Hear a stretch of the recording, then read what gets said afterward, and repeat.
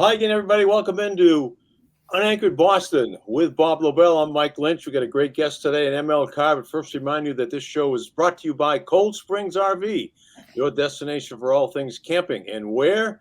We're in New Hampshire, of course. And the great George Gray at George Gray's Lexington Toyota, 409 Mass Ave in Lexington. Robert Lobel, take it away with our guest. Well, one of my absolute favorite, not only athletes, but personalities and people is Michael Leon Carr.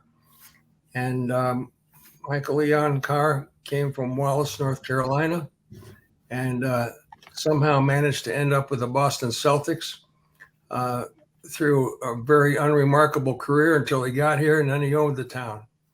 So my question to you, ML, and thanks for being with us today. It's a real pleasure to kind of to reminisce. But what do you think your key to success here in Boston was? Why were you able to win the town over the way you did? Well, I think that exposure was one thing. I got very active. I was all over the city. I did the program, the middle school programs where I saw over 250,000 kids in the aggregate. I showed up and did things like the snippet on with you on Ask ML. But the other part of it is I wanted to make sure that the fans were a part of the process, engage them. I wanted them to feel like they was as much a part of the process as a player. So I engaged. And because of that, I think it tore down some of the walls of the unknown, and it sort of helped people believe, okay, maybe this guy is for real. What do you mean the walls of the unknown? Well, when I first came to Boston, I was told not to go down in Southie because they didn't think it was the right thing for me to go pick up some carpet for my house. And I'm going, you got to be kidding me. I've been to Israel. I played in Israel. I've been all over 11 different nations in Africa before I got here. I was in Detroit, and you're telling me there are places I can't go here? I went in Africa. I was 90 miles from Timbuktu. There's no place in the world I can't go. And so, you started to expose yourself to folks, and people sort of understood they got a chance to know you and see you in a different light. The fear of the unknown is always a tough thing. What were you think? Now we're going down this path. We haven't even talked about the Celtics yet, and obviously we will, but I'm not going to stop this going down this path because we never have done it before, but I think it's so important that we even talk about it now. But when you say fear of the unknown, is the fear of the unknown what drove some people to act the way they did against Russell? I think that in ignorance too. Yeah, some of that was, but it was also ignorance. I mean, Bill Russell, John Havlicek was telling me at a golf tournament, telling several of us, some of the things that Russ encountered as a player in the city.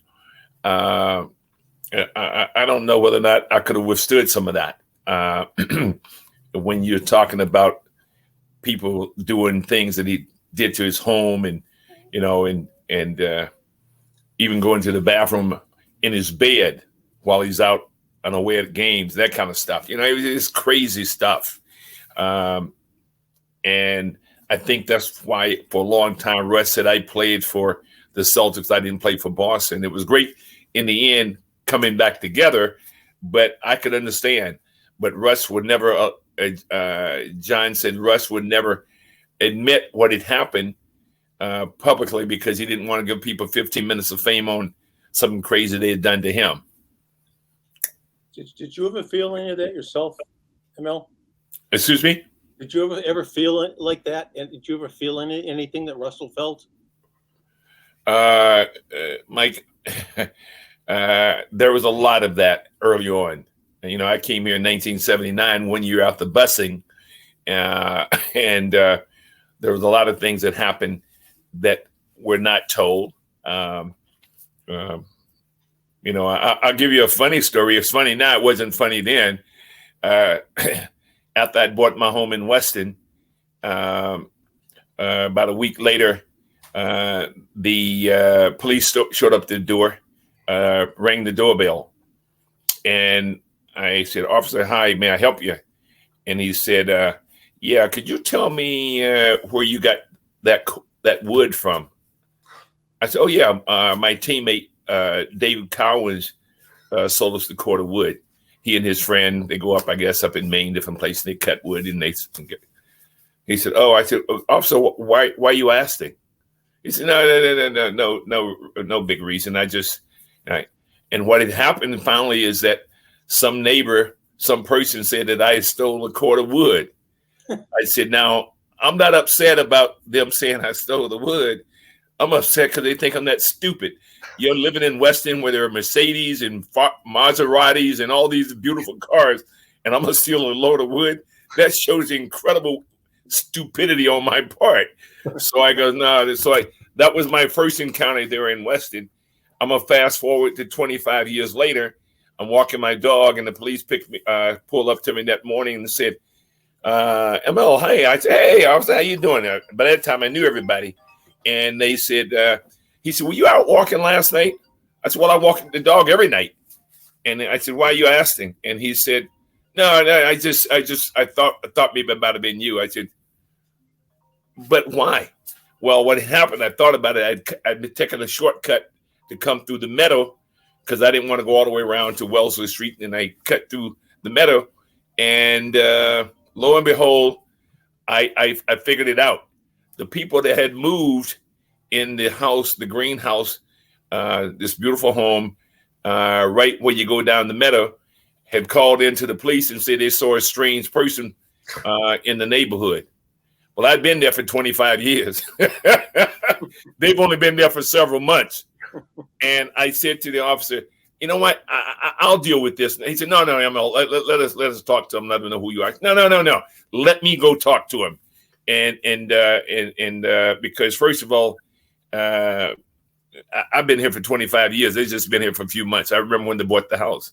So those kind of things are always there. Just stuff that you didn't want to have to deal with, but you dealt with it. There's a great special on PBS on Jackie Robinson. It's the first episode's dropped. The second episode is coming up. I really recommend it. But so many, one of the quotes in that had to do with one of the general managers said, "It's not important that he was the first one." It said there's got to be a second one. And that Larry Doby came in and was, joined the Cleveland Indians. And that was that what Jackie Robinson did was open the door so that others could come through. But it wasn't that long ago, ML. That's the most amazing thing. It's Yeah. Obviously, from what you have to say, it's not over yet, but you had a way of conquering it and changing, I think, to a great degree. Well, this city adopted me. It just did. We adopted it because we love the city. We love all the wonderful things about. And when you say Boston, it's not just Boston. It's the greater area. When you talk about, the educational process here, the institutions there, from a healthcare standpoint, it's amazing. This city, this area is second to none. A world-class city. And a lot of the unknown going back, it was great that now people are starting to see what a wonderful city this is. I just always thought it was. I thought the only thing that's lacking in Boston right now, and I'm gonna say this, this is my strictly my opinion, is the economic inequities that's still being permeated in the city. And we're working now to address some of those things. But everything else, I think from a cultural standpoint, from everything you can think of, Boston is at the top of the heap when it comes to areas to live and raise your families and all that. I got to tell you a funny story that involves ML. We were doing a Holy Cross Army basketball game.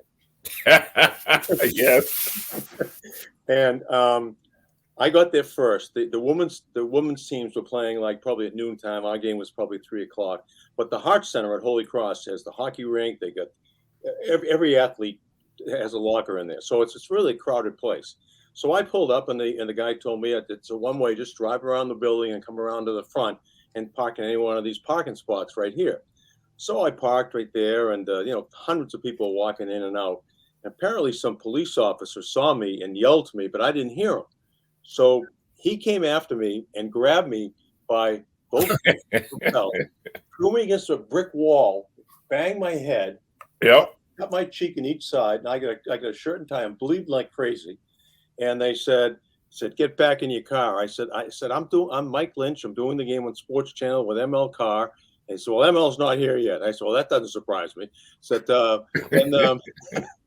so they they took me into an office, and they said, we're going to bring you downtown. We're going to book you. I said, well, what? He says, because the officer told you to go to your car. I said, I never heard anybody. There's 100 people walking around here. So they said, let's go to Ronnie Perry's office, who was the athletic director.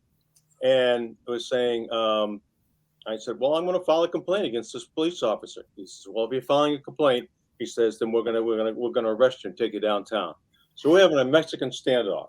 And I don't know if I'm going to do the game. I'm going to lose my job, be fired.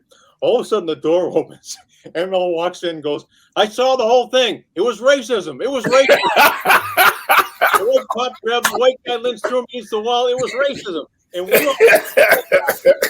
that just broke the tension with everybody. And I went out and did the game with blood all over my collar. ML was dumping all over me the entire game. Never. And I'm still pissed off at the cop. But that just settled everything right there. When ML opened that door and came in and said, I saw the whole thing. It was a racism. It was a racist attack. Remember that, ML?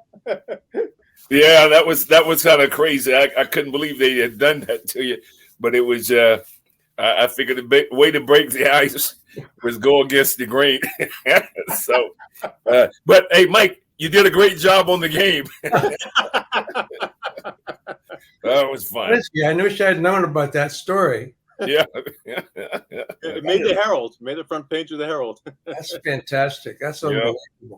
But ML had a knack about things like that. I don't know where it came from, ML. I don't know a lot about your family, and except what we talked about. I do know you didn't have any grandparents. I do know that your grandparents died before you had a chance to interact with them or anything. But and I don't know how far back slavery goes in your family, but that was fascinating to hear you talk about that. Well, Bobby, you're right. My mother's father died at 45 years old. Her mother died on her birthday at 70. My paternal grandfather died at 55, and the other one died. Paternal grandmother died at 57. So I didn't get a chance to meet any of them other than my mother's mother. And so they were abstract. So I'm spending a lot of time with my grandkids. I have 5 grandkids, and I'm spending a lot of time trying to make sure they don't have that hole that I had because I didn't know them. So they get a chance to see me do all kinds of things and interaction with them. And so they'll have those memories. But you mentioned slavery.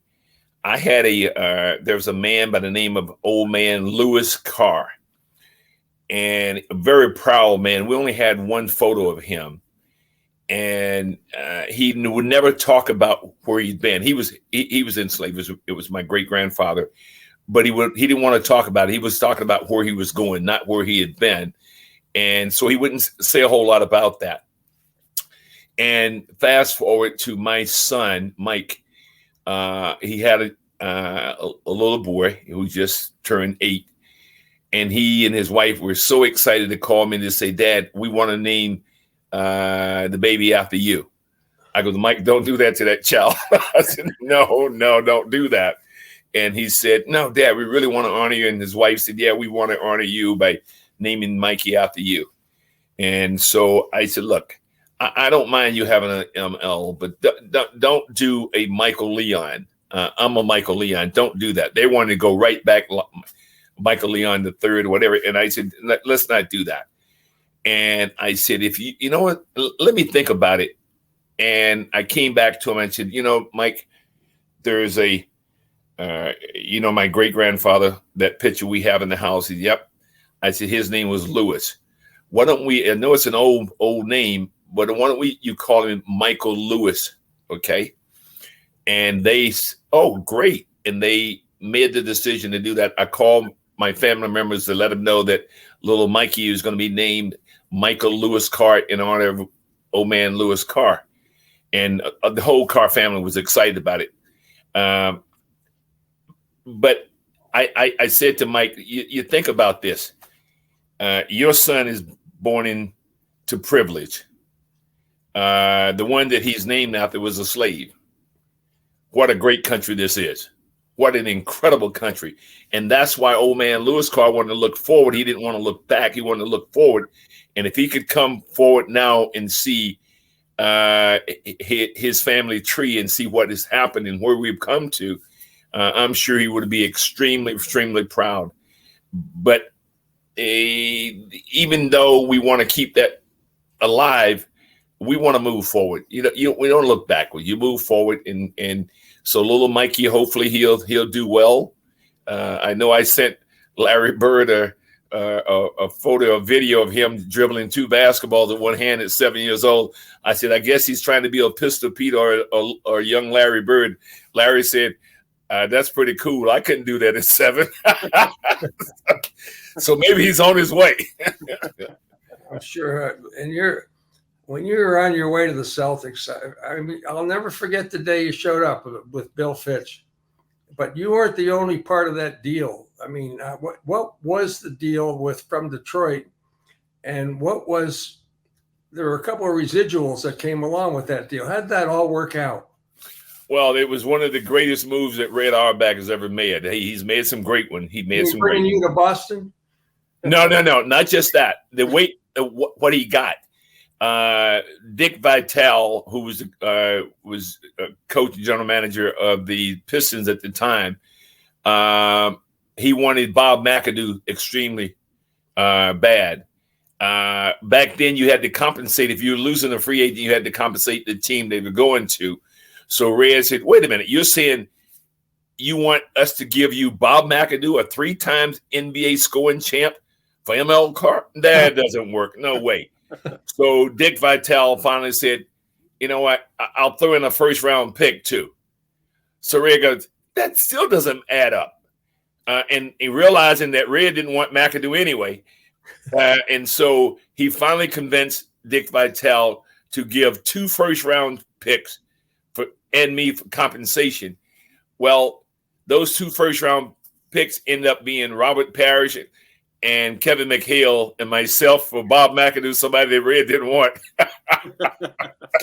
It was one of the all-time greats. and I was the weakest part of that deal. But he used it. Red used it in a way to get Kevin and Robert, which was unbelievable. Yeah, I'll say, it's a great story. What was it about that your teams back then? What made those? I know winning was pretty important, but what made you guys so special? Well, we had an incredible leader in Larry Bird. Larry, just I can't even imagine. I've been in business for a long time in sport. I could never give enough credit to Larry. Larry was unreal when it came to the work ethics. When he didn't demand anything of his teammates that he didn't bring to the forefront himself. So that was the common denominator, as a matter of fact. But we had such great personalities. Kevin McHale was an enjoyable teammate. He was fun to be with. He took care of business on the court, but he was just great. Robert Parrish just brought it every single day, every single night, practice, whatever it was, but he didn't say a lot. He just did his job, and he did it at an extreme high level. He did his business through FedEx, so it wasn't important that he said a lot. Oh no. You're supposed to forget stuff like that. We were young back then. We made some mistakes along the way. Cedric Maxwell. Cedric was one of those guys that he was going to keep the team loose no matter what you did. Everybody's going like, we got to get this going. We got to get this going. And we're on the bus. It's 10 o'clock in the morning. We got to win this game against Milwaukee tonight. And Cedric would say, "Hey, Bertie, the game is not till 7 o'clock. Can you relax a little bit?" So guys will lose. Danny. I mean, everybody. There was such great personalities, and I can never forget Quinn Buckner. Quinn was such a leader. We had a lot of leaders on that team, but we were a fun team. We delivered, and that's why it was such a good feeling to be with those guys. ML, you were right on that fence between a fan and a member of the team. A lot of members of the team would just have a stoic look upon their face, but you were a towel waving, and I really felt that for a quarter of the game you could have been sitting in the balcony with the Celtics fans, and the rest of the game on the court contributing as a player as well. And that's the way I always felt about you, that there was a connection between the connection for the Celtics between the fans and the players was ML Carr. Well, it was a part of it. I mean, I was one of the most fortunate people in the world. My way of getting here was not a straight line. I mean, I was cut from 3 teams. One of the teams that cut me was the Celtics. When Red decided he's going to send me to Israel, hide me away in Israel for a year. So I was a fan of the game. I was a fan of Boston. Even when I was growing up, everybody down in North Carolina were big Sixers fans because of Wilt Chamberlain.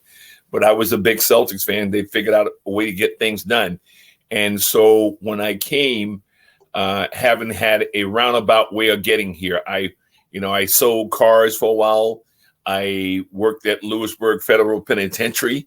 I did all these things. House, right? That is the big house. Yeah, that's the big house. And so by the time I got to the NBA, a guy who's gone through college and become a first round draft choices, and I had to guard him. And there was no fear at all, believe me. I didn't care who it was, whether it was Dr. J or George. It didn't matter because I had already been through the fear house, the big house, as you say, Bobby. And so it was more for me. It was a fun time. I wanted to enjoy this ride because it was a tough way of getting there. But I also wanted the fans to enjoy. I wanted the fans to be a part of it.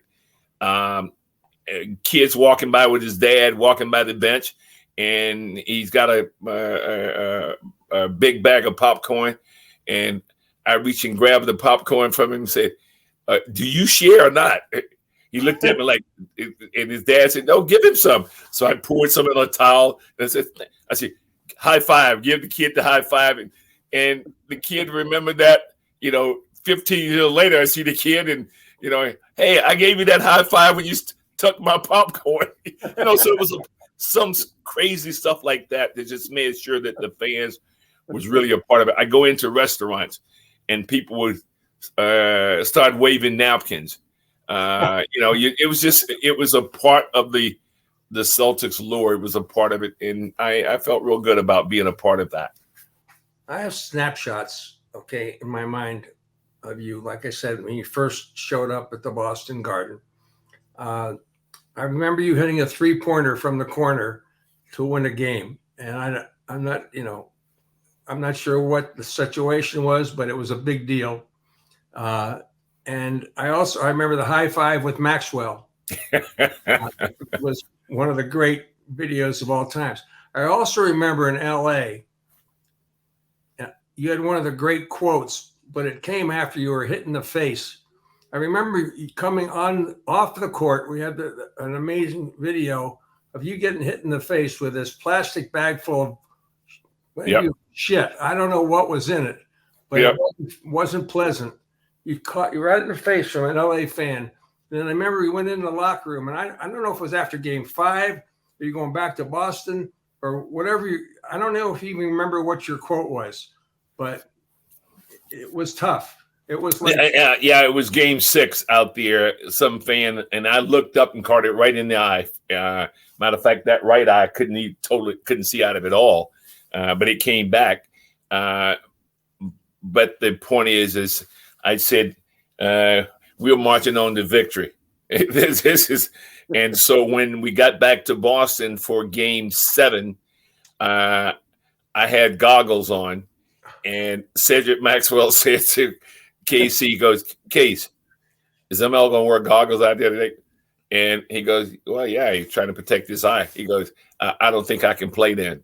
What do you mean you can't play? He goes, that's the funniest thing I ever seen. So I go out there, and everybody think I'm doing it to mark Kareem.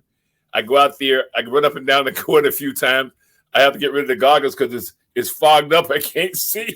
I don't know how Kareem would keep his that way, but anyway, I pulled the goggles, and everybody then really thought it was because I was trying to mark Kareem and get under his skin.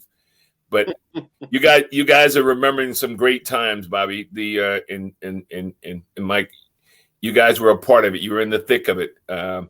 Those were some incredibly good times, and it was bigger. It was bigger than just the NBA. It was bringing, Boston competing against LA, East against West. It was, we were still in a racially charged time that we were trying to navigate some of that, and I think the Celtics probably done more for that than almost any institution in Boston in terms of seeing us come together in the high fives and the hugs and it's just all on one accord. And it was, I think that was very helpful. And again, I'm going to say this, and people may not understand it totally, but I'm going to give Larry Joe Bird a lot of credit for that, because the way that Larry conducted himself and how he put his teammates to the forefront. Even though if Larry wanted to lead the league in scoring, he could have very easily done that. But he was always trying to defer to his teammates and making sure they got some credit along the way. So Larry did a lot for this city that we would probably never recognize. I mean, the great play, yes. The championship, yes. But he did a lot for the city itself, overall, the image of the city. Let me take care of some business here first and come back on that, because I want to talk about that. If you're thinking about a new vehicle, go where Lobel and Lynch go. Go see our good friend George Gray at George Gray's Lexington Toyota, 409 Mass Ave in Lexington.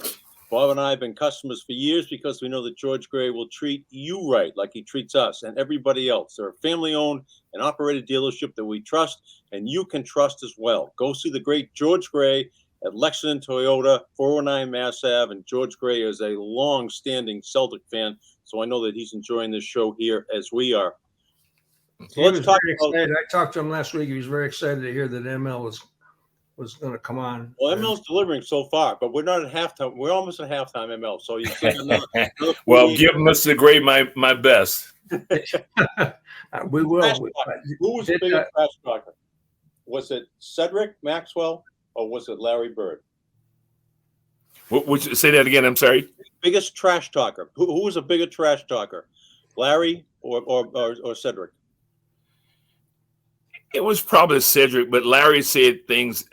Larry was very strategic in his trash talking, and some of it was so much fun.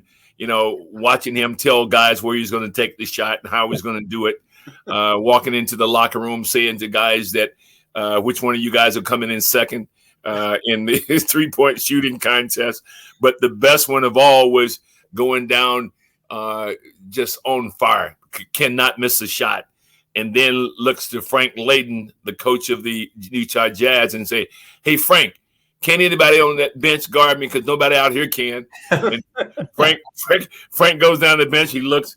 He comes back and says, "No."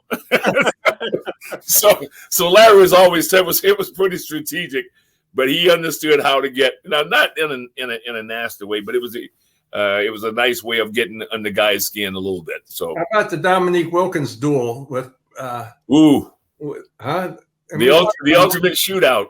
Unbelievable. I can remember guys on the Atlanta bench going crazy when Bird made it. Remember? You know what I'm talking about, That right? was a 60-point game, right? Yeah. Hey, you remember when the bench fell off bench out of craziness over they themselves were in wonder.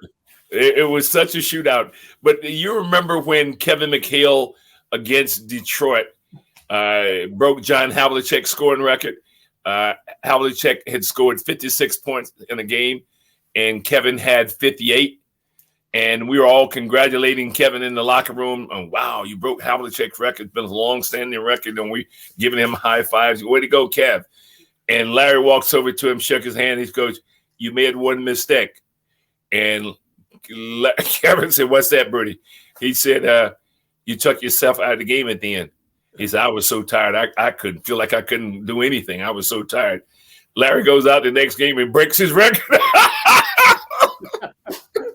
Larry goes out and breaks the record against with his 60 points against Atlanta in the game you're talking about, Bobby. It's amazing. I'm telling you, Larry could do anything he wanted to do on that team. Did KC in the huddle in the critical game say, just get the ball to Larry? Yep. And like we were. I think that was in Detroit when KC was drawing up a play and was saying, it was really a tight game, and Larry was sitting there listening. We were all listening intently because it was a very tough game. And Larry said, "Okay, you guys want to win the game?" Everybody, of course, yeah. He said, "Well, give me the ball and get out of the way." That's the kind of confidence that he had. But it was fun being with him. He was what a teammate. How about the game in Washington where Larry hit one? He thought at the buzzer to win it, but Casey had called a timeout with like 2 seconds to go. Yep. And so Larry's, let's just run the same play again. He ran the same play from the same spot. He won the damn game. Well, that's because he had supreme confidence in his ability, and he did. I mean, nobody worked that hard. Larry's idea was, if I stayed in the gym for 12 hours, that's only half a day. There are a lot of people working 12 hours on their job, 10 hours. Because why should I just only work 3 hours? I mean, it was the work mentality that I think drove him, because it wasn't that he had the extra physical attributes to make him as great as he became. It was that drive, that heart that he had. Larry ever get pissed off at any of you guys at all for what he perceived lack of effort or commitment or something? Oh yes. Really? Oh yes.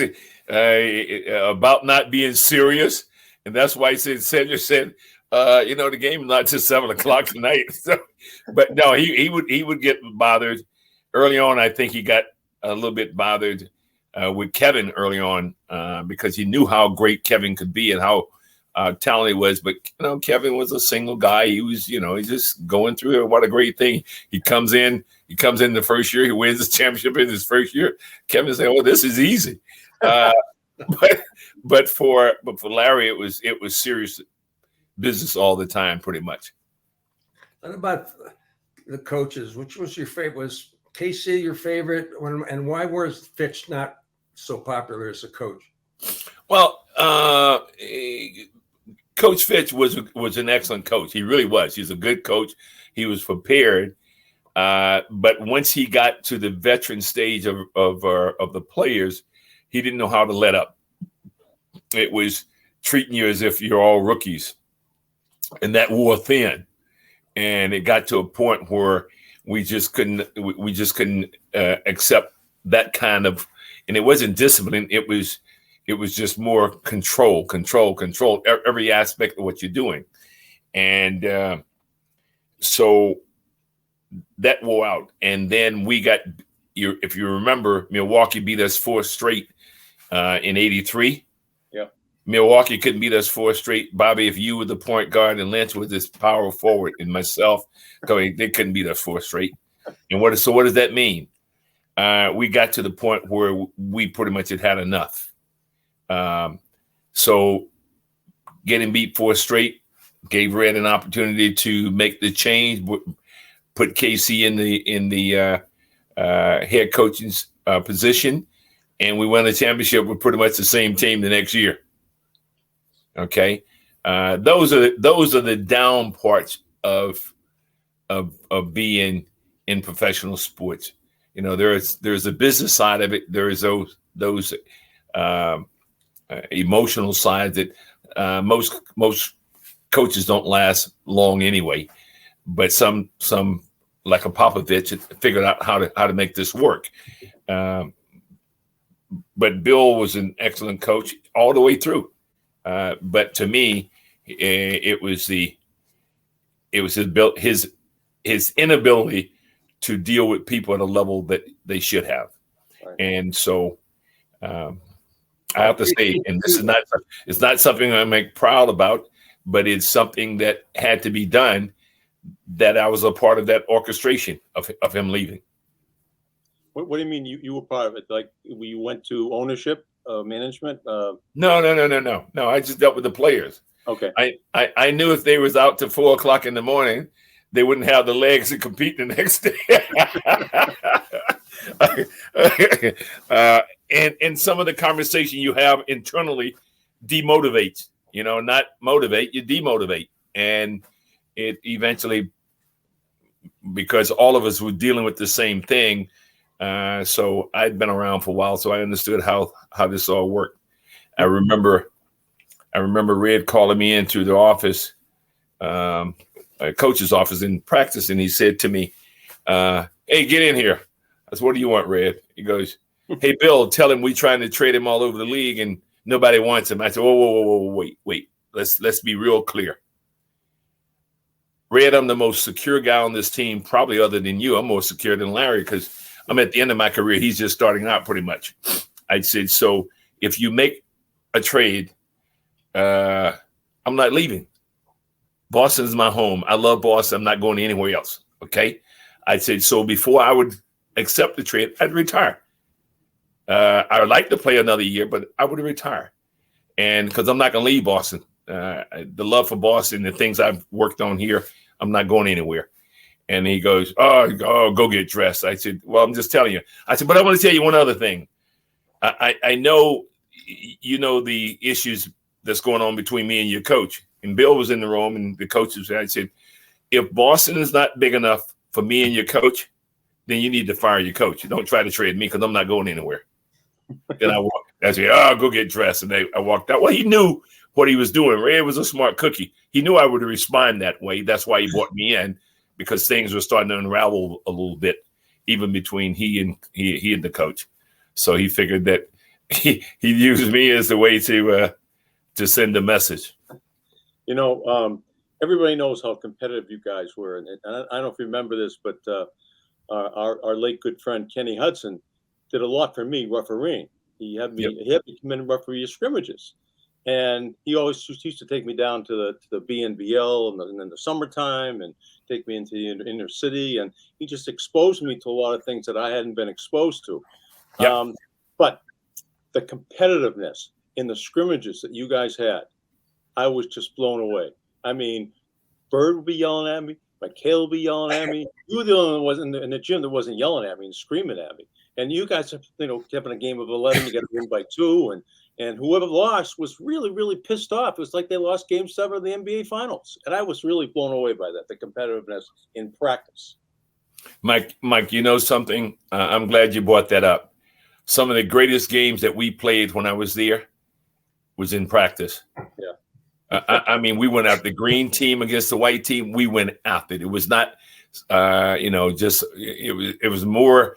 We knew we were getting each other ready for the bigger game, but it was more, it was dominance among each other, and we took that serious. And it wasn't necessarily what we adopted, because we adopted what Curtis Rowe and Sidney Wixom had left, but we knew before then you had Bill Russell and you had Havlicek and Sharman and all those guys. We knew the level that they had been at, and we were trying to reestablish that. And believe me, some of those some of those battles, and some of them were battles. They were. You couldn't get a higher level of competitiveness than you saw in practice. And so when we came to the game, we were ready for the games. It was great because we were so battle ready. I was scared. I was scared because these guys were really pissed off if they lost, and they're not going to pick on Kenny Hudson, who's 5'6" if he's lucky.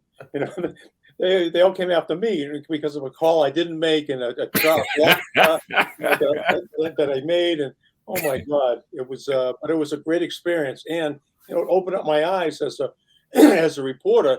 Just how they're not mailing it in at practice. They're going at it like a tongue war. I mean, it's a big deal. I remember a couple of times when KC had to call practice off.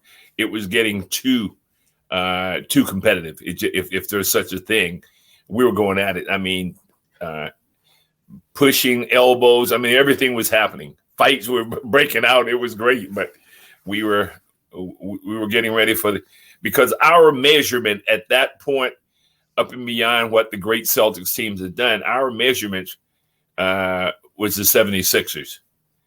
And, we knew that they had a great team over there with Doc and Andrew and all those guys. And eventually it became the Lakers. But initially it was the Celtics Philly. And we wanted to be ready. We wanted to at least always be able to be dominant over Philadelphia. There's just a couple of things I want to bring up. Detroit had got to be in that mix too. But, the whole Robert Parrish, Lambeer, that was amazing. Amazing. Yeah. Chief sent a pretty tough blow to Lambeer. He was he got a little fed up with it, I guess. He got a little FedEx up with it.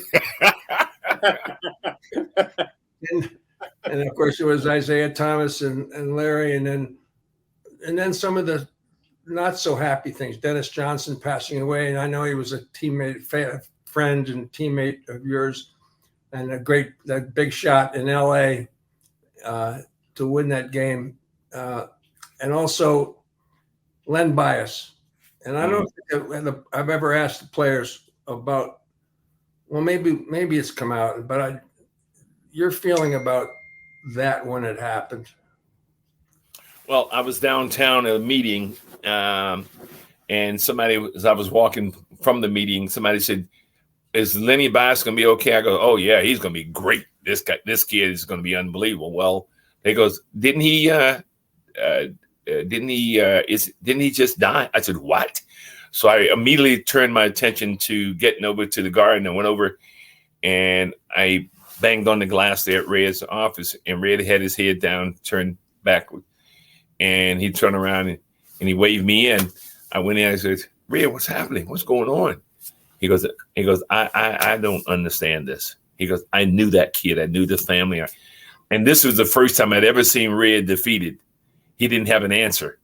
And it was a tough one for him because Len Bias was supposed to be that transition player to help extend Kevin and Larry's life. He was a dominant player. And for that to happen was Red had gotten close to the family too, but he saw a hole that was developing for the Celtics, a legacy by losing that opportunity with Lenny. That was a tough one. Hey Bob, you got a Cold Springs RV right there? Yeah, I'm right here. I'm just fascinated by these answers and everything. We're camping. I don't know about camping, ML, but I think it's something you ought to look into. Take the family camping, take those 5 grandkids out there and go camping, motorhomes from Cold Spring RV. I know, go check out the deals and enjoy the pressure-free environment. They have a large display of pop-ups for summer camping fun. Your grandkids will love this. I might just pass them along that Grandpa's going to get one of these for you guys. The 4th of July is come and gone, so the rest of the summer is still here to go out and play. Learn, go online, coldspringsrv.com. Go online and find out for yourself what's available. It still can be a summer to remember with campers from Cold Springs RV. That's Cold Springs RV. They're in Ware, New Hampshire, which is right up near Manchester and close to New Hampshire College, where the Celtics used to have camps and everything else. I think Heinsohn had a camp. I don't know how's Heinsohn. What kind of a relationship do you have with Heinsohn? Just not. We were not close, but we were not. We were always cordial. Didn't spend a lot of time together, but I knew that he was a vital part of the great teams, and so there was always the ultimate respect. Yeah, but you had, you know what? It's you changed the face. I don't know. I think your efforts. You can tell me where I'm wrong here. But even today, now that you're in business, you were on the Channel 7 board of trustees. I mean, Kraft put you on there very wisely. So, I mean, there's a lot of crossover between you and Kraft and the Patriots and all the other boards you were on. You were on a lot of stuff, man. You were a busy guy. I was busy. No, seriously. I mean, economically, you mentioned that at the beginning of the podcast, that the difference you feel was still more of an economic difference than anything else. Maybe you can just explain that. Bobby, Bob Kraft helped me with my transition from sports into business. He asked me to come serve on the Channel 7 board, which was, for me, unbelievable. And he goes, I want to make sure that you have a little play, so he give you a little equity in it and be on the board, which was an incredible. When I look back in retrospect, what an incredible thing that he did. He looked at that as would be a high profile situation for the city. It would probably be very hopeful to have someone like ML in that position, but he did it. And that was on the heels. No one helped me transition more than Jim and Ann Davis over at New Balance. They made their first basketball shoe for me back in 1982. After I finished playing in 85, they asked me to serve on the New Balance board. I didn't really understand exactly what that was going to mean, but I watched the way that they ran their business. It was always about the core elements of the business, courage, integrity, determination. All those things were to the core of who New Balance was. And it was great for me. It was a small board, 6-member board, but it was great for me to watch the Davises navigate when it was a competitive landscape. If you watch some of the firms that went up and went down very quickly, they was able to sustain it. And I still say this point. It was about Jim was always adamant about making sure that our retailers got value. We wanted to make sure they were able to make a buck. It wasn't about New Balance making a buck, it was about them. Well, if you chase excellence, was his philosophy, the money will follow. And it sure has. So when I look back, and Ann was so adamant, she was adamant about giving back to the community, not with fanfare. She was always figured out how to, whether it was Susan B. Cohen or whether it was educational programs, whatever. So that resonated with me. But they gave me the opportunity, being on Channel 7's board, being on the board with New Balance, open up all types of things. Then everybody was come looking. But I have to give those two, Crafts and the Davises, the biggest kudos for and thank yous for helping me navigate from the court to business. Hey, let me ask this, ML. Bob just did the commercial for Cold Springs RV, and remember John Madden was afraid of flying, so they built Good one. They built him a Madden cruiser. Well, yep. they're They're right now in the process of building a Lobel cruiser for Lobel. He's going to drive cross. Good. So we're giving all our guests a cross-country trip in a Lobel cruiser. But I'm asking you, ML, we ask every guest on the show this question. You have to take somebody with you, alive or dead, and somebody you can talk to for 3,000 miles. So who would be your choice be to ride with you in the Lobel cruiser cross-country? I just did this 2 years ago. I've never done a cross-country trip, but a teammate of mine growing up, he's an actor out in Hollywood, and he's been asking me for 20-some years to come ride it back across country. We did it in 5.5 days, which is unreal. That's crazy to do that. So if I can go in the Lobel cruiser and I can take a bit of time, is it big enough to carry all the 5 grandkids? Yeah, we can throw them in there. Yeah. So the Lobel cruiser will have 5 grandkids in it, and Pop, and so we just go up and have a great time. So who you think will be doing all the talking? It'd be Pop. Pop would be giving. Yeah, but these kids are smart now. They put their AirPods in and they can't hear you. Yeah, that's great. You've been great. I don't know what else. I mean, there's so many other things I have written down here. We even talked about the Ask ML segment. That was just unbelievable. He never, ML, Lobel never wrote notes when he was working on Channel 4.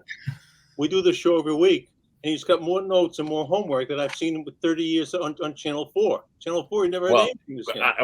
Is it okay? Well, yeah, is it okay if I ask you guys a question since you guys have been asking me? Well, be gentle. No, I got to ask you a question. This is like the ultimate peace summit to see Lobel and Lynch together after all those battles that you guys went through back in the 80s and 90s, and now to see you together. This is almost like me giving Kareem a hug.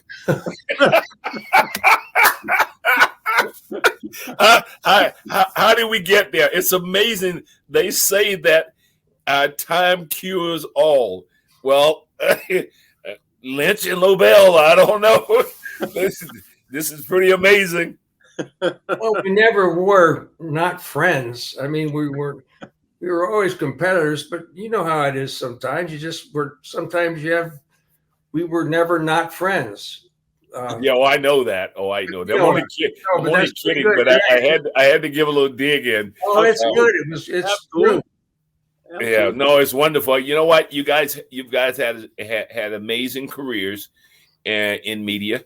You guys had you came along at a great time in sports, quite frankly. Perfect time. Yeah, and so you elevated it to a whole nother level, that the interest level of the fans, you help deliver the product to the fans.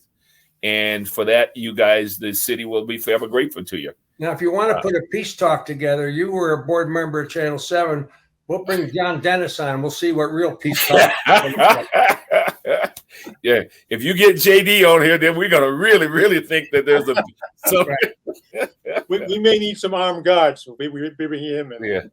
Yeah. I think the only mistake, if there was a mistake with that exit from Channel 7, was that we sold it when it was at a number that right now, if we had it right now, it'd probably be worth about 8 times as much as we sold it for. Well, that's why you're in business now. That's why you're going to make a difference. Yep, it's been a great run, and I'll say this on the podcast: I'm forever grateful to the city that adopted me, thereby adopting my family, and has given us incredible opportunity. Our kids grew up here; they went to school here, they went off to college and did well, and so it's been a great run. Why does Boston take all the hits then? Well, we need to clean that up, because it shouldn't take the hits.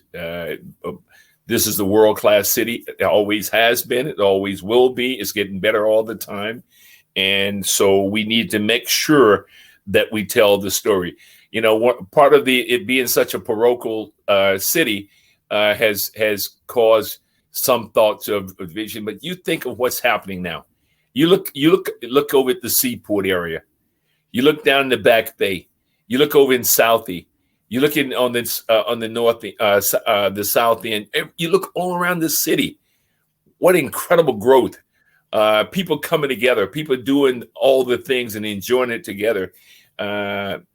It's amazing. It's amazing what's happening in the city.